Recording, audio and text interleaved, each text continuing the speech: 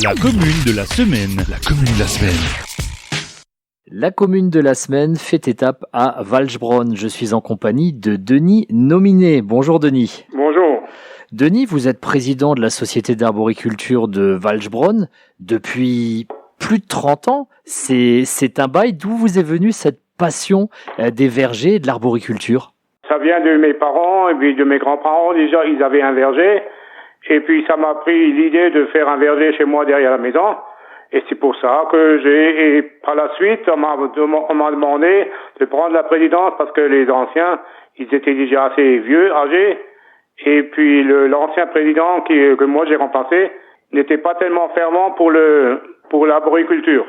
Et alors, j'ai pris la présidence. Et la société d'arboriculture est vraiment un incontournable à Walchbronn. On sait notamment qu'il y a l'atelier jus de pomme chaque automne où je crois que vous brassez, vous brassez, c'est pas le terme, on parle pas de bière, mais vous produisez plus de 10 000 litres par an. Il y a 2 ans, oui, l'année dernière, non pas l'année dernière, il y a 2 ans, on a fait plus de 10 000 litres de jus de pomme parce que c'était une bonne année, il faut dire aussi que c'était une bonne année de récolte de pommes. Bien que maintenant on a un nouveau pasteurisateur et puis l'année dernière on a quand même réussi à faire plus de 6 000 litres. Et comme il n'y avait pas beaucoup de pommes.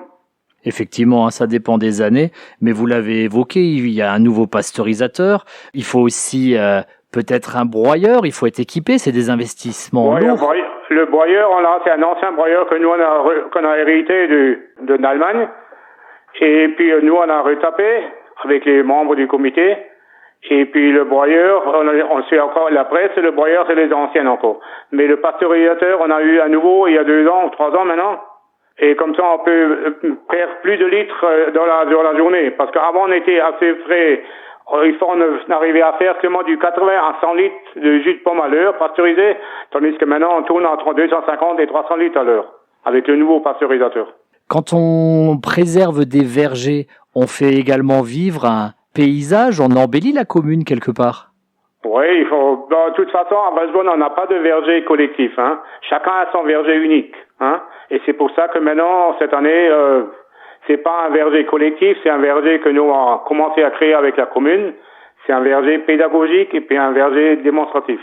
Et ce verger va se trouver sur le site du château du Wäckersbourg. Ça va vraiment venir s'intégrer dans un projet global, je crois.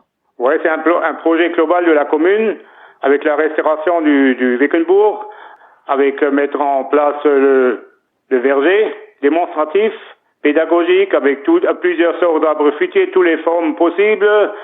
C'est un grand projet, je pense, que ce sera un projet qui est bien. Oui, en plus, il y a beaucoup de partenaires. Il y a Pascal Desmoulins, qui est l'architecte du parc naturel des Vosges du Nord. Il y a le paysagiste de Volksberg, je sais plus son nom. Du coup, vous avez beaucoup de gens comme ça qui ont été consultés pour mettre en place ce verger pédagogique. Oui, il y a beaucoup qui mettent en place et on a eu des subventions parce que nous-mêmes, la Société des arboriculteurs de Walchbronn ne pourrait pas se permettre de faire ce projet-là.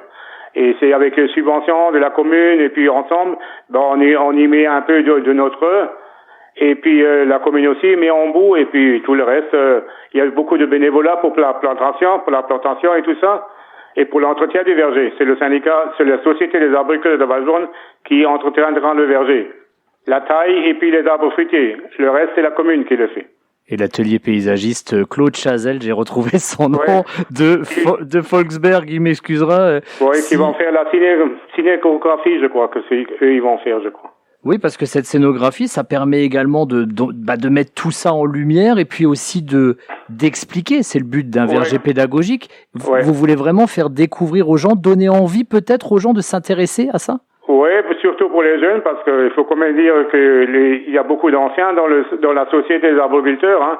Bon, il y a quelques jeunes qui sont venus déjà nous renforcer, mais quand même, la moyenne d'âge, c'est quand même plus de 50 ans, hein. Alors, vous voyez, c'est un syndicat, c'est une société qui est quand même assez âgée, et puis là, on voudrait quand même que les jeunes y reviennent, et puis pour produire eux-mêmes leurs fruits, et puis tout ça. Et ben, justement, pour leur donner envie aux jeunes, qu'est-ce que vous leur diriez? Peut-être que, du coup, avec les fruits, on a tout à portée de main, on a une richesse comme ça qui a 2 pas quand on a un verger. Oui, quand on a un verger comme ça pour montrer comment qu'on taille les arbres fruitiers, comment on les entretient, ils pourront, parce que la plupart des jeunes qui habitent à Valsbrunn ou dans les environs, ils ont un terrain autour de la maison ou bien dans les champs pour planter eux-mêmes les arbres fruitiers et pour les entretenir. Et comme ça, nous, on les soutient. Et donc, du coup, vous donnez des conseils, vous pouvez expliquer un petit peu aux débutants, tiens, voilà ce que c'est un rejet, comment est-ce qu'on taille, qu'est-ce que c'est un gourmand, ce genre de choses. Vous expliquez tout ça? Oui, on explique tout ça si les jeunes y viennent, parce que tous les ans, on fait une séance de taille. On est regroupé avec 3 sociétés, c'est la société de Valsbrunn, Val-12 et puis Rolbin. Et chaque année, on fait des séances de taille sur une fois à Valsbrunn, une fois à Rolbin, une fois à Val-12. Et puis une fois que le verger il sera en place, pédagogique, je pense qu'on fera toujours la séance de taille sera à Valsbrunn. Comme ça, tout le monde peut venir aux séances de taille pour voir comment on taille et puis entretenir un arbre fruitier. Pour revenir très rapidement sur le verger pédagogique, est-ce que vous avez une idée de quand il pourrait voir le jour? Fin de l'année. Les arbres fruitiers sont commandés. Et puis, c'est sûrement les arbres fruitiers vont venir en novembre. Et là, ce sera la plantation. Eh ben voilà, super. Avec le cadre magnifique du Wäckersbourg, on sera comme ça sur la colline au-dessus de Valsbrunn. L'occasion de tailler les arbres et puis d'avoir aussi une jolie vue parce que c'est aussi ça, Valsbrunn, c'est un joli cadre de vie. Ouais, c'est joli, c'est bien, c'est beau, surtout là-haut au château. Et c'est une belle vue, sur tout le village, on voit tout. Et puis c'est un beau cadre. Et vous qui êtes un amoureux de votre village, est-ce qu'il y a un endroit tout particulièrement que vous aimez à Valsbrunn?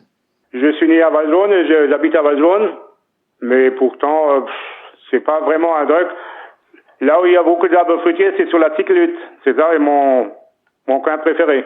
D'accord, donc du côté de la Tuilerie, on va sur la colline et puis on est bien parce qu'il y a beaucoup d'arbres fruitiers, quoi. Bon, il y a beaucoup d'arbres fruitiers et puis on est le calme là-haut. Au calme, un joli cadre du côté de Valsbrunn. Merci beaucoup, Denis. Merci.